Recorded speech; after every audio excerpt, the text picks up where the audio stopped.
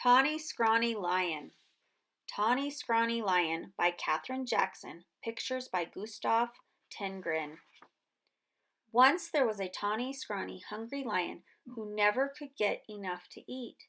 He chased monkeys on Monday, kangaroos on Tuesday, zebras on Wednesday, bears on Thursday, camels on Friday, and on Saturday, elephants. And since he caught everything he ran after, that lion should have been as fat as butter. But he wasn't at all. The more he ate, the scrawnier and hungrier he grew. The other animals didn't feel one bit safe. They stood at a distance and tried to talk things over with the tawny, scrawny lion.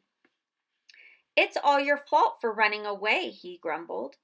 "If I didn't have to run for every single bite I get, I'd be fat as butter and sleek as satin. Then I wouldn't have to eat so much, and you'd last longer." Just then a fat little rabbit came hopping through the forest picking berries. All the big animals looked at him and grinned slyly.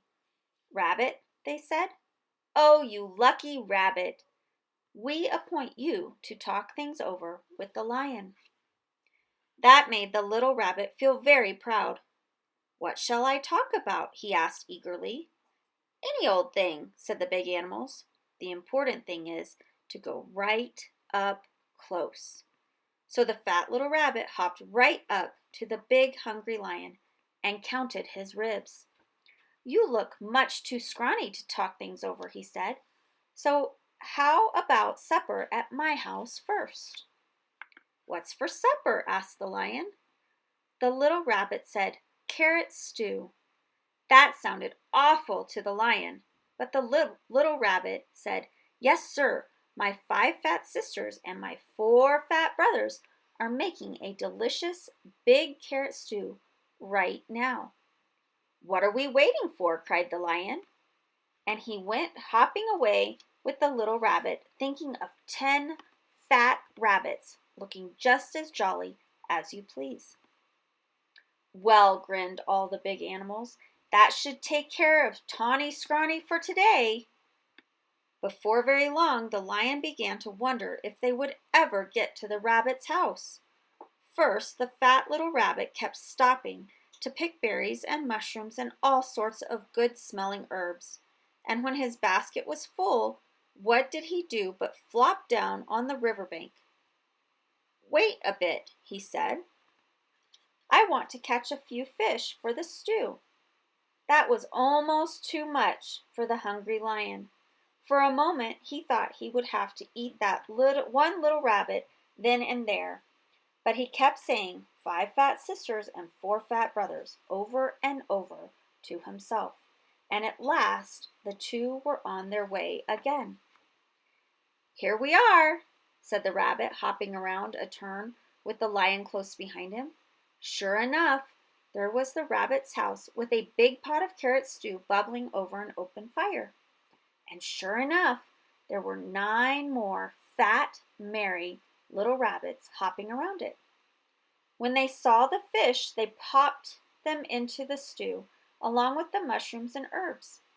The stew began to smell very good indeed.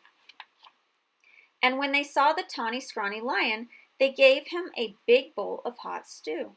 And then they hopped about so busily that really it would have been quite a job for that tired, hungry lion to catch even one of them. So he gobbled his stew, but the rabbits filled his bowl again. When he had eaten all he could hold, they heaped his bowl with berries. And when the berries were gone, the tawny, scrawny lion wasn't scrawny anymore. He felt so good and fat and comfortable that he couldn't even move. "Here's a fine thing," he said to himself. "All these fat little rabbits, and I haven't room inside for even one." He looked at all those fine, fat little rabbits and wished he'd get hungry again. "Mind if I stay a while?" he asked. "We wouldn't even hear of you going," said the rabbits. Then they plumped themselves down in the lion's lap and began to sing songs.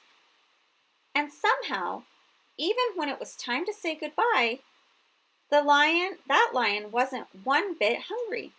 Home he went through the soft moonlight, singing softly to himself. He curled up in his bed, patted his sleek, fat tummy, and smiled. When he woke up in the morning, it was Monday. "Time to chase monkeys," said the lion. But he wasn't one bit hungry for monkeys. What he wanted was some more of that tasty carrot stew. So off he went to visit the rabbits. On Tuesday, he didn't want kangaroos, and on Wednesday, he didn't want zebras. He wasn't hungry for bears on Thursday, or camels on Friday, or elephants on Saturday. All the big animals were so surprised and happy. They dressed in their best and went to see the fat little rabbit. "Rabbit," they said, "oh, you wonderful rabbit, what in the world did you talk to the tawny, scrawny, hungry, terrible lion about?" The fat little rabbit jumped up in the air and said, "Oh my goodness, we had such a good time with that nice, jolly lion that I guess we forgot to talk about anything at all." And before the big animals could say one word, the tawny lion came skipping up the path. He had a basket of berries for the fat rabbit sisters, and a string of fish for the fat rabbit brothers, and a big bunch of daisies for the fat rabbit himself. "I came for supper," he said, shaking his paws all around. Then he sat down in the soft grass, looking fat as butter, sleek as satin, and jolly as all get out, all ready for another good, big supper of carrot stew.